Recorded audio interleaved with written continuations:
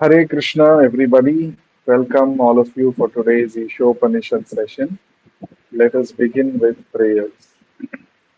Nama Om Vishnu Padaya Krishna Presthaya Bhutale Srimate Bhakti Vedanta Swamin Nitinamine Namaste Saraswate Deve Gauravani Pracharine Nirvishesha Shunyavadi Paschatya Deshatarine Jaya Shri Krishna Chaitanya Prabhu Nityananda Shri Advaita Gadadhara Srivasadi Gaura Bhakta Vrinda Hare Krishna, Krishna Krishna, Hare Hare, Hare Rama, Rama Rama, Hare Hare.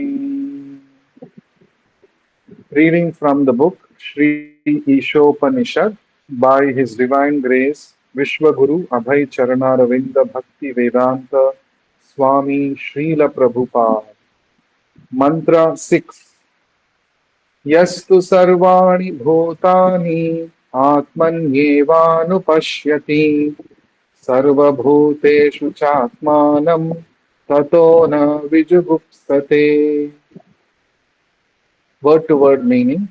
Yaha, he who, tu, but, sarvani, all, bhutani, living entities, atmani, in relation to the Supreme Lord, eva, only, anupashyati, observes in a systematic way, sarva bhuteshu, in every living being, cha, and atmanam, the super soul, tataha, thereafter, na, not, vijagupsate, hates anyone.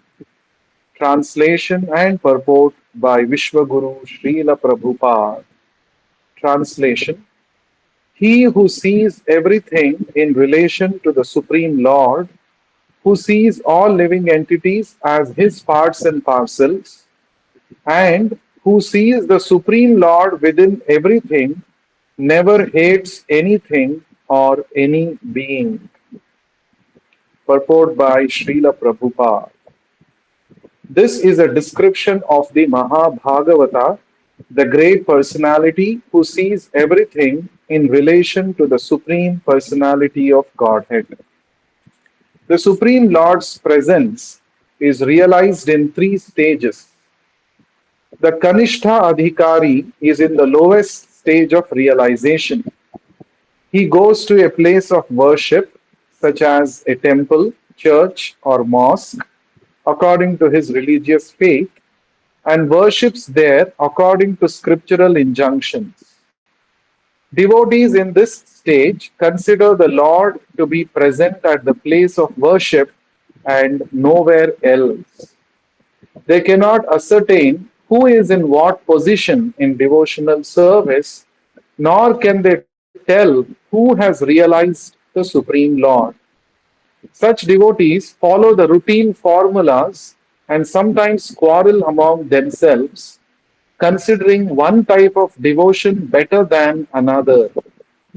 These Kanishtha Adhikaris are actually materialistic devotees who are simply trying to transcend the material boundary to reach the spiritual plane. Those who have attained the second stage of realization are called Madhyama Adhikaris. These devotees observe the distinctions between four categories of being: 1. The Supreme Lord; 2. The devotees of the Lord; 3. The innocent who have no knowledge of the Lord; and 4. The atheists who have no faith in the Lord and who hate those in devotional service. The Madhyama Adhikari behaves differently toward these four classes of person. He adores the Lord, considering him the object of love. He makes friends with those who are in devotional service. He tries to awaken the dormant love of God in the hearts of the innocent, and he avoids the atheists who deride the very name of the Lord. Above the Madhyama Adhikari is the Uttama Adhikari, who sees everything in relation to the Supreme Lord.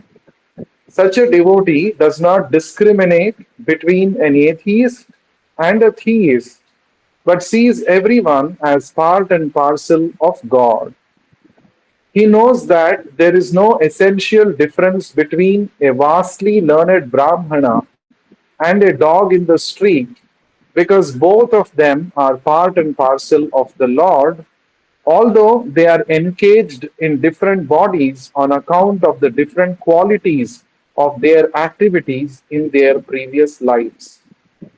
He sees that the Brahmana particle of the Supreme Lord has not misused his little independence given him by the Lord, and that the dog particle has misused his independence and is therefore being punished by the laws of nature by being encaged in the form of a dog. Not considering the respective actions of the Brahmana and the dog, the Uttama Adhikari tries to do good to both. Such a learned devotee is not misled by different bodies, but is attracted by the spiritual spark within them. Those who imitate an Uttama Adhikari by flaunting a sense of oneness or fellowship, but who behave on the bodily platform, are actually false philanthropists. The conception of universal brotherhood must be learned from an Uttama Adhikari and not from a foolish person who does not properly understand the individual soul or the Supreme Lord's super soul expansion who dwells everywhere. It is clearly mentioned in this sixth mantra that one should observe or systematically see. This means that one must follow the previous acharya, the perfected teacher. Anupashyanti is the exact Sanskrit word used in this connection. Anu means to follow, and pashyati means to observe. Thus, the word anupashyati means that one should not see things as he does with the naked eye, but should follow the previous acharyas. Due to material defects, the naked eye cannot see anything properly. One cannot see properly unless one has heard from a superior source, and the highest source is the Vedic wisdom, which is spoken by the Lord Himself. Vedic truths are coming in disciplic succession from the Lord to Brahma, from Brahma to Narada, from Narada to Vyasa, and from Vyasa to many of his disciples. Formerly, there was no need to record the messages of the Vedas because people in earlier ages were more intelligent and had sharper memories. They could follow the instructions simply by hearing once from the mouth of a bona fide spiritual master. We will continue to read the purport in the next session, but for now, we will discuss the points that we have read so far. So, we have been discussing Ishopanishad, a very beautiful presentation of the explanation of the verses of Ishopanishad by Srila Prabhupada. Ishopanishad, as we discussed, it is one among the 108 principal Upanishads. In fact, it is one of the prominent among the 10 important Upanishads which have been commented upon by great acharyas. And Ishopanishad means what? The knowledge which brings us closer to the Supreme Ishvara, the Supreme Lord. So the content of Ishopanishad is meant for those who want to come closer to the Supreme Lord. Another important feature of Ishopanishad is that Ishopanishad is presenting the supreme reality in its original feature. Many times, the readers of Upanishads or Vedic literatures, they think that originally the supreme reality is energy, and that energy, Shakti, he assumes a personality. That energy assumes a personality when that energy descends to this world. But that is not the reality. That's not the right understanding of the Supreme Lord, Supreme Reality. The Supreme Reality is actually a lovable, loving person. And that is very nicely presented in the mantras of Ishopanishad. So, Isha Upanishad, Isha means the Supreme Personality, the Supreme Controller, the Supreme Lord. The knowledge pertaining to Isho, the Supreme Personality, is presented in this Ishopanishad. This Ishopanishad is also known as Ishavasya Upanishad because of the first mantra Ishavasyam idam sarvam yat kinchit jagatyam jagat. We have discussed in great detail all these verses. So the very beginning, opening verse of Ishopanishad says that everything in this world is owned and controlled by the Supreme Person. We are not the owners. We are not the proprietors. We only possess them as of now. They have been allocated to us. Whatever we possess has been allocated to us by the Supreme Person. And the Supreme Person is the real or actual eternal owner. We don't own anything. The Lord is the real owner. So, in that way, this Ishopanishad is actually presenting the foundation of the principle of spiritual communism. Spiritual communism. This is the term coined by Srila Prabhupada. Generally, there is a conflict between the capitalism and communism in this world. Always these two classes of people, they are fighting against each other, opposing each other. The capitalists want to own everything for themselves, so they start exploiting others who do not have wealth. That gave rise to the communist movement, where the communists believe that the public should have right or control over the property, natural resources. Everyone is the possessor, everyone is the owner. The state is the owner, not a single person. That is their idea. But actually, a broader communist principle is presented here in the Ishopanishad, which says that whatever is present in this material world, neither the capitalists are the owners, nor the communists are the owners. The real Supreme Lord. And the Supreme Lord is our loving Father. So the Supreme Lord has allocated the resources to different sons, his different sons, and all of us should be happy and satisfied with whatever the Lord has given to us. And we should not encroach upon others' property, knowing very well that it is the Lord who has distributed, it is the Lord who is the real proprietor of all the resources.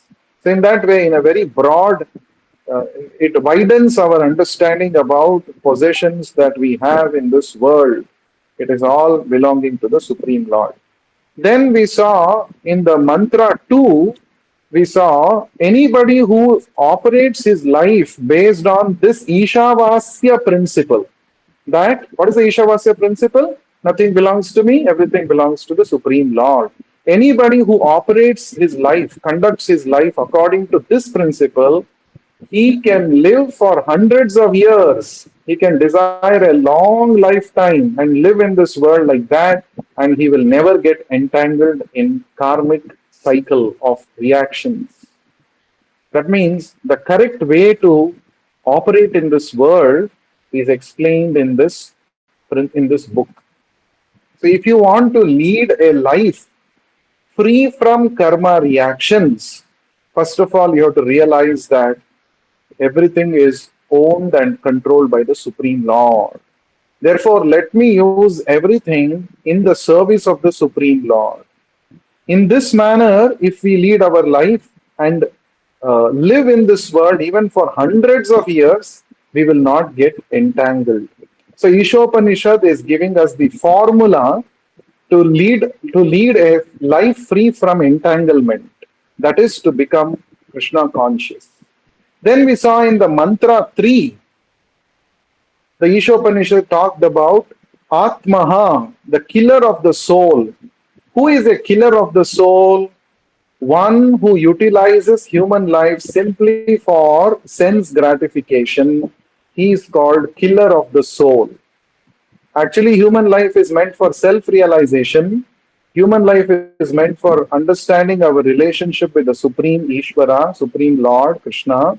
But if one uses this valuable human life only for sense enjoyment, like cats and dogs, he is called as killer of the soul, Atmaha. And what happens to such a killer of the soul? He enters into the hellish planets, Asurya Nama Loka, which is full of ignorance and which is full of darkness. That is called the world of faithless. In other words, Ishopanishad is giving us a warning. Look, you have got a human life, use it better for upgrading yourself, operate your life based on Ishavasya principle. Otherwise, you are running the risk of getting degraded to lower species of life and getting, degraded to the lower planetary systems where there is no opportunity for self-realization. So the value of human life is again and again stressed here in the Ishopanishad. We have to use the human life for upgrading ourselves spiritually. We are generally interested in upgrading ourselves materially. Oh, now I have an old TV, it has become old. Now let me throw it and upgrade it to the new model TV. I have an old mobile phone, let me upgrade it to new handset iPhone, let me upgrade. We are always thinking about upgrading materially. But Ishopanishad says human life is meant for upgrading the soul, upgrading your consciousness. And if you don't do that, nature will have its way to degrade you. If you don't voluntarily upgrade your consciousness, nature will degrade you to lower material species. So therefore, Ishopanishad Mantra 3 is giving us a warning that you will be degraded to lower species and put into lower planetary systems where there is no opportunity for self-realization if you don't use this human life for self-realization. Then Mantra 4 is telling a very interesting thing. Mantra 4 onwards, the features of the Supreme Ishvara are being described. It is said that the Supreme Lord, even though he is fixed in his abode, he is faster than the mind. And no one can approach him through speculation of the mind. However powerful one may be, even great devatas cannot approach the Supreme Lord by the method of speculation because the Supreme Lord is beyond all material limitations. If we think, oh, I am a very powerful devata, I have the ability to describe through words, I will describe the Supreme Lord and approach him. No, the Supreme Lord cannot be approached through your words, through your descriptions. He is far beyond that. Somebody may say, no, I have great control over my mind through my mental speculation and power of imagination. I will approach the Supreme Lord. No, that is also not possible because the Supreme Lord is Avan Manasa Gochara. He is beyond the speculative tendencies of the limited living entities, including the powerful devatas. That has been explained in the fourth mantra. It is said, even the great devatas who can control this material world, who are supplying air and rain, even they cannot surpass the Supreme Lord in excellence.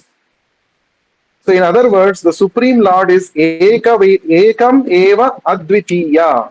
He is one and nobody is equal to him, nobody is greater than him. That is explained in the fourth mantra. In the fifth mantra that we recently discussed in the last session, it is said the Supreme Lord can walk, the Supreme Lord walks and he does not walk. The Supreme Lord is far away and at the same time he is very near as well. The Supreme Lord is within everything and at the same time he is outside of everything. Now these statements appear to be contradictory, but if you in detail study with the help of Srila Prabhupada's explanation, we resolved these apparent contradictions by saying that the Supreme Lord walks, comes, reciprocates for the sake of his devotees who have surrendered to him, whereas those who have not surrendered to him, the Supreme Lord does not reciprocate with them. We saw the example of Prahalad Maharaj and Hiranyakashipu. So, for the sake of Prahalad Maharaj, the Supreme Lord came from the pillar, he reciprocated. Whereas for Hiranyakashipu, who was an atheist, he did not come when he challenged the Lord. In fact, Hiranyakashipu could not see the Lord even when he went to the Vaikuntha Loka because he did not have faith in the Lord. Therefore, the Lord did not reveal himself to him. So when it is said the Lord walks and does not walk, it means for the devotee's sake, the Lord can come to any part of this material world to protect them who have surrendered to the Lord. But for the non-devotees, he does not come at all. That is the meaning. He is very far away for the non-devotees, but for the devotees, he is very, very near. For the devotees, he is present in every nook and corner of this universe. And for the devotees, he is present within their hearts. They're able to realize, even though, even in the heart of non devotees, also the Lord is present as Paramatma, but the non devotees fail to realize the Lord's presence in their heart. Therefore, the Lord remains very far away for the non devotees. For the devotees who have faith and who have surrendered to Him, who are rendering service to Him, the Lord is present 24 bar 7. They are able to perceive the Lord's presence within their heart and in every nook and corner of this world. And the Lord is present inside the heart of every living entity, and He is present outside also in the form of His energies. So, this was the summary of the first 5 mantras of Ishopanishad that we have discussed so far in this series. Now, in this mantra 6 that we read just now, it is said, Yastu sarvani bhutani atmanyevanu pashyati. Yastu means he who, sarvani bhutani, in all living entities, atmani evanu pashyati. Atmani means in relation to the Supreme Lord. See, the word Atma can mean different things in different contexts. Sanskrit language, it is very complex. The one single word can have different meanings in different places. So the word Atma can mean the body, it can mean the mind, it can mean intelligence, it can mean the Supreme Lord as well. So the word Atma has got different meanings in different contexts. That is why it is said, simply if one knows Sanskrit grammar, one cannot understand and decode the meanings of the Vedic mantras. One has to be guided by a bona fide spiritual master. One has to understand from a bona fide guru the real explanations, correct explanations of the Vedic scriptures. Acharyavan Purusho Veda. One who is guided by a bona fide Acharya, only he can understand the Vedas, not anybody and everybody. Simply because they know Sanskrit, they cannot understand. So, this we have to carefully observe here. So, Atmani here refers to in relation with the Supreme Lord. Eva anupashyati. Eva means only. Anupashyati means to observe in a systematic manner. This is also very beautifully Prabhupada has translated this word anupashyati. Pashyati means to see. Anupashyati means to see in the parampara system, to see in a systematic manner, to see with proper knowledge. This is very important. That is anupashyati. So here it is said, those who are able to see everything in this world in connection with the Supreme Lord, what will happen to them? Let us see the second part. Sarva bhuteshu chatmanam tato na vijugupsate. Sarva bhuteshu means in every living entity. Cha atmanam. Here again, the word atmanam refers to the Paramatma, the super soul within everyone's heart. Tataha, thereafter, No, not Vijugupsate, hates anyone.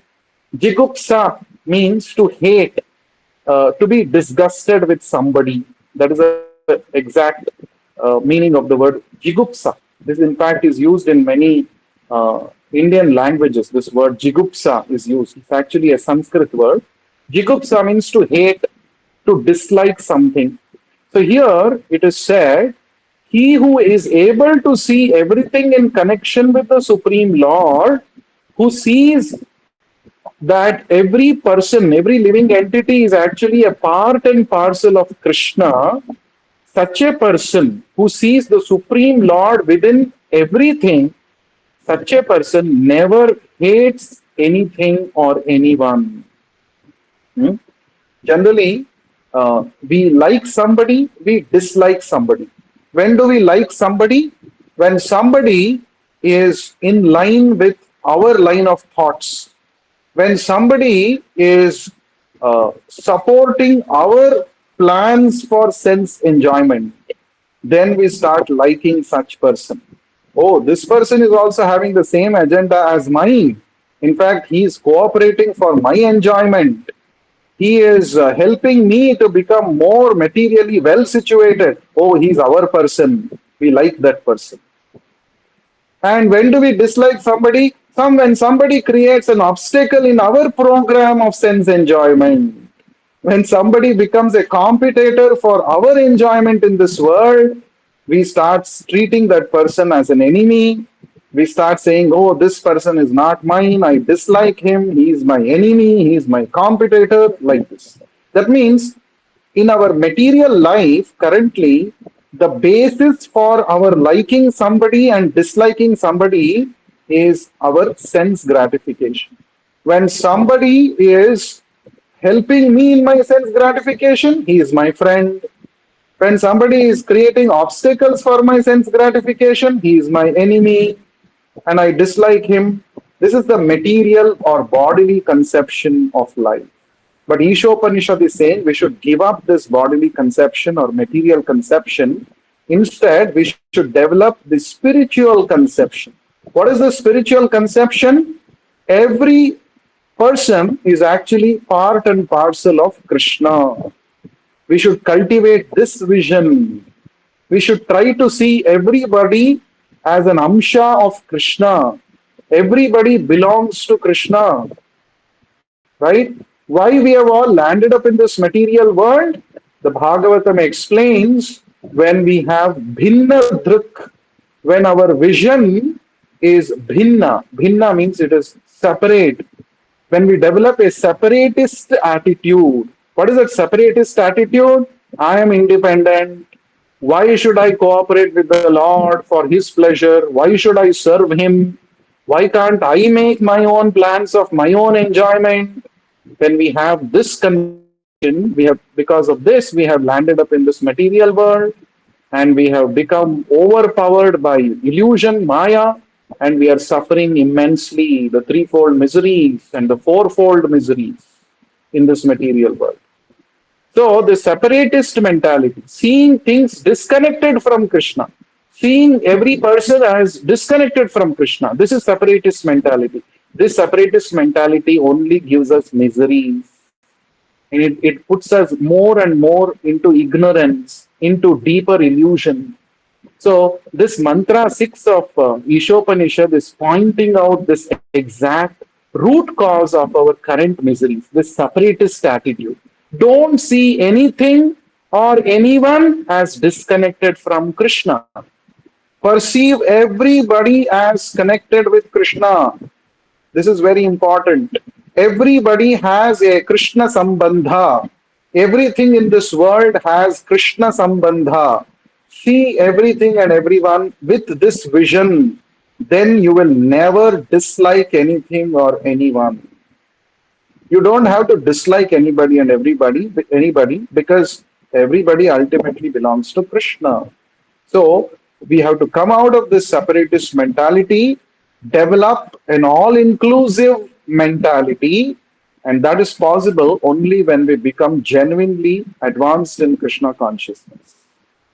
When we become advanced in Krishna consciousness, we see everything and everyone as connected with Krishna, and that is actually the perfect vision.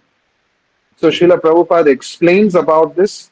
We will read more in the next session and discuss how to develop this all-inclusive conception and give up this separatist attitude and how to progress in this connection. We will discuss more in our next session. So this is the message that the mantra 6 of Ishopanishad is trying to convey to us. And Srila Prabhupada explains wonderfully as we read some part of the purport. We will read again and discuss in the next session. Shri Ishopanishad ki jai, Vishwaguru Srila Prabhupada ki jai. Now, in a few moments, we will be chanting the uh, shlokas from the 15th chapter of Bhagavad Gita called Purushottama Yoga. So I request you to please stay tuned. We will connect soon.